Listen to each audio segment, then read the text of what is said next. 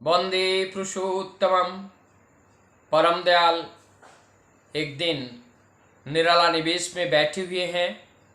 29 अक्टूबर 1964 ठाकुर जी के पास बैठे हुए हैं हाउजर मैंदा, बॉब कॉमिंग एंड और बहुत सारे भक्त ठाकुर जी के चारों ओर घेर कर बैठे हुए हैं। ठाकुर जी से बॉब कॉमिंग प्रश्न कर रहे हैं और प्रश्न क्या था? प्रश्न ये था, ठाकुर से पूछा गया, ठाकुर, प्रभु जीसस को क्रूसिफाइड किया गया और प्रभु जीसस ने इस क्रूसिफाइड को स्वीकार किया। क्या इस प्रभु जीसस का क्रूसिफाइड ये सबके मंगल के लिए था और सबके मंगल प्रेरणा के लिए था? परम दयाल से जी ठाकुर एक बात कहते हैं, देखो, अगर वहां पे होता, मेरा जीवन रहते हुए मैं अपने प्रभु को क्रूसिफाई होने नहीं देता। ठाकुर जी ये कह रहे हैं, अगर हम अपने प्रभु को प्यार करते हैं और वही प्रभु के ऊपर कोई अत्याचार कर रहे हैं और मैं उसको देख रहा हूं, तो मेरे जीते जी हमारे प्रभु का हमारे सामने उसका अत्याचार कैसे कर सकता है?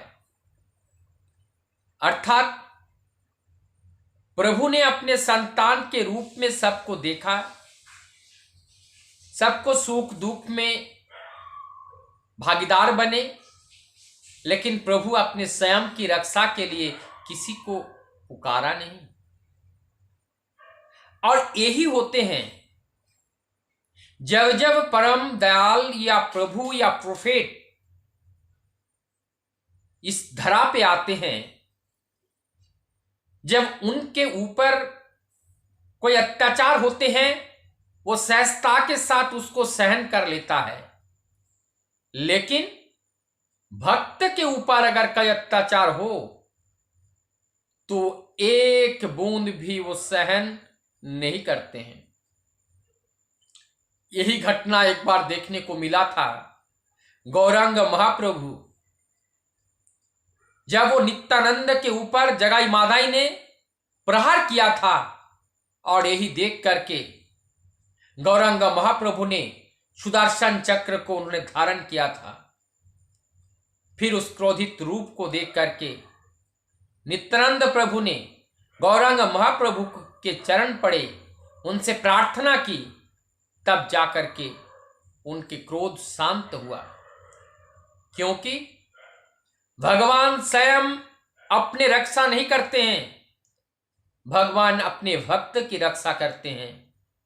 तभी तो उनको भक्त वात्सल्य की आख्या दी जाती है। परम दयाल से ठाकुर कहते हैं, प्रभु जीसस कितने लोगों को प्राण दिया,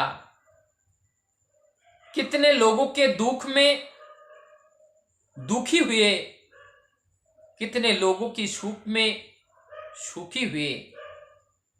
उनके पास अगर दुष्ट आया, शिष्ट होकर के गया, उनके पास अगर शिष्ट आया तो वो और ऊंचे आदर्श के व्यक्ति बन के उनके पास से गया और सबको प्यार करते थे, सबको चुमन करते थे और अपने गाल को अपने प्यारे जन के पास आगे बढ़ा देते थे चुमन के लिए।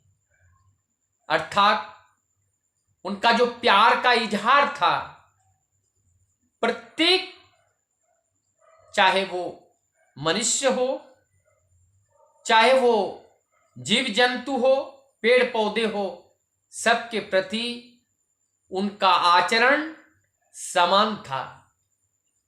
और यही सिमिलैरिटी होती है पुरुषोत्तम में। वो एक चींटी को जितना प्यार करता है, एक अपने संतान, अपने औरसजात संतान को भी उतना ही प्यार करता है। ये प्रभु जिसस की बात कहते कहते परम दयाल पार्लर में जो प्रभु जिसस का एक फोटो रखा हुआ है, उस फोटो के बारे में उल्लेख करते हुए ठाकुर जी कहते हैं देखना वो पार्लर में जो फोटो लगा है ना, शावक का जो मेष का बच्चा मतलब भेड़ का जो बच्चा है, वो प्रभु जिसस लेकर के वो आगे जा रहे हैं। उनका जन्म ऐसे भेड़ पालने वाले के घर में हुआ। अब वो भेड़ जो है, कभी कभी एक आध भेड़ अपने झुंड को छोड़ करके चले जाते थे, खो जाता था, लेकिन प्रभु जिसस का उस दिन नींद नहीं आती थी जब तक वो खोया हुआ भेड़ ढूंढ के ना निकाल के ले आए। जहां पे भी होता था, चाहे वो भेड़ का शावक हो, उनका बच्चा हो, प्रभु जिसस उसको कंधे में करके लाते थे।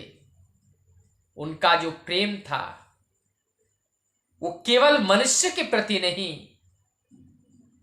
केवल पशु पक्षियों के प्रति नहीं,